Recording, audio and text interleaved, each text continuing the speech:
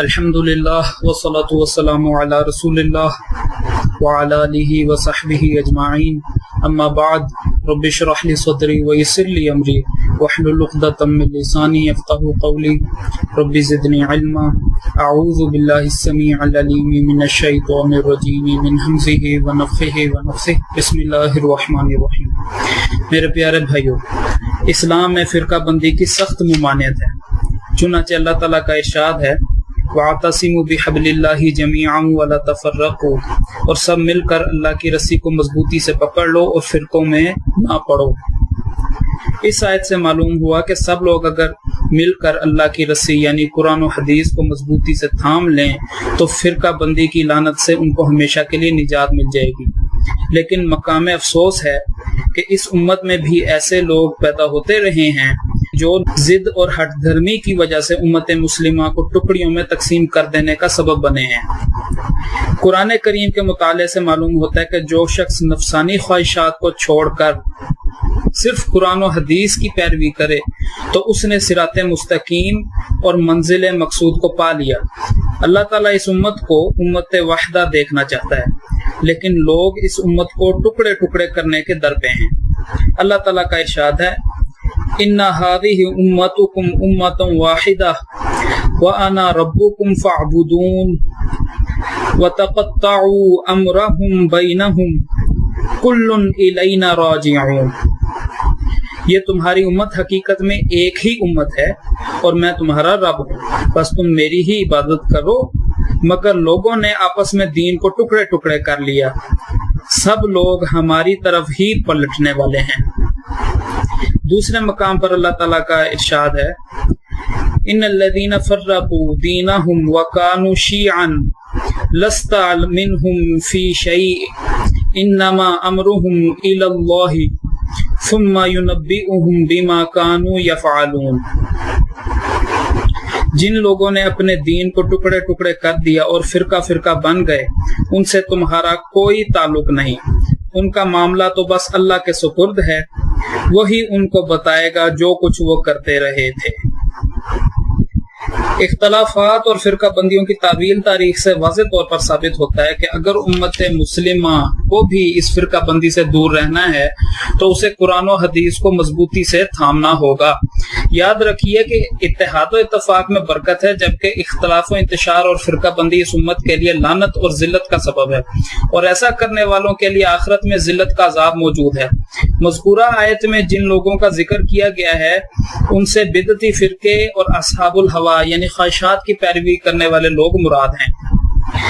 اللہ تعالیٰ فرماتا ہے قُلْ هُوَ الْقَادِرُ عَلَىٰ أَن يَبْعَثَ عَلَيْكُمْ عَذَابًا مِّن فَوْقِكُمْ أَوْ مِن تَحْتِ أَرْجُلِكُمْ أَوْ يَلْبِسَكُمْ شِيَعًا وَيُذِيقَ بَعْضَكُمْ بَأْسَ بَعْضٍ انظر كيف نصرف الآيات لعلهم يفقهون۔ اے رسول صلی اللہ علیہ وسلم، آپ کہہ دیجئے کہ اللہ اس بات پر قادر ہے کہ تم پر تمہارے اوپر سے عذاب بھیج دے، یا تمہارے پاؤں کے نیچے سے، یا تمہیں فرقہ فرقہ بنا کر ایک دوسرے سے الجھا دے اور آپس کی لڑائی کا مزہ چکھائے۔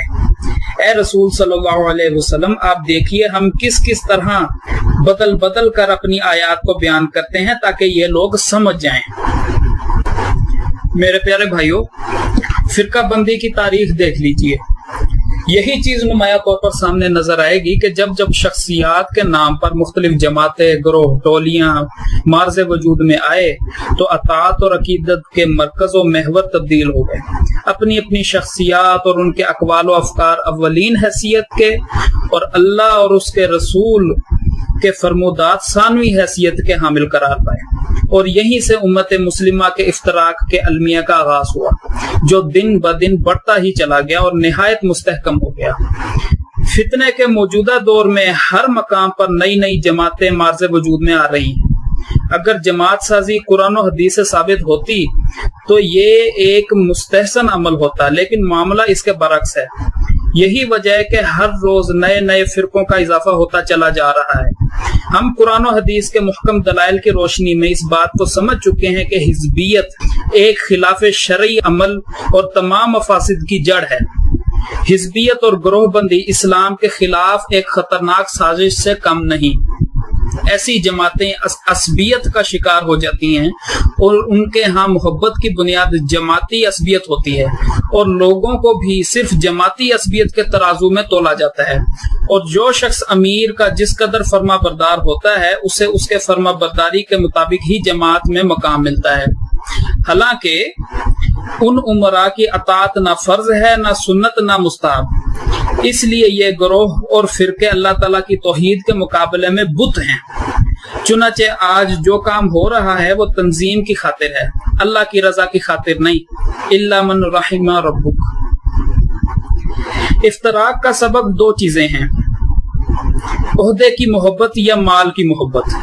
سیدنا کعب بن مالک رضی اللہ عنہ اپنے والد سے روایت کرتے ہیں کہ رسول اللہ صلی اللہ علیہ وسلم نے فرمایا، دو بھوکے بھیڑیے بکریوں کے ریوڑ میں چھوڑ دیے جائیں تو وہ اتنا نقصان نہیں کرتے جتنا مال اور عہدے کی حرص کرنے والا اپنے دین کے لیے نقصان دہ ہے۔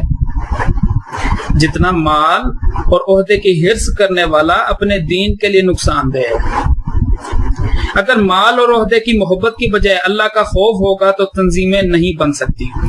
الحاصل موجودہ کاغذی اور نظام امارت والی جماعتوں کی کوئی شرعی حیثیت نہیں۔ یہ عصر حاضر کا بہت بڑا فتنہ ہے۔ یہ معاملہ شرعی اعتبار سے بہت نقصان دہ اور خطرناک ہے۔ اس سے عقیدہ الولا والبرا مجروح ہوتا ہے۔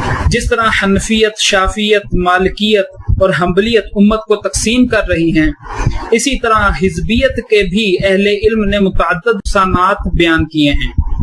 لہذا جماعتی تعصب سے اپنے آپ کو بالا تر رکھ کر دوسرے صحیح العقیدہ بھائیوں سے بھرپور محبت کی جائے اور ان سے اتحاد اور اتفاق کے ساتھ رہا جائے۔ سبحانک اللہم و بحمدک، اشہد ان لا الہ الا انت، استغفرک و اتوب الیک۔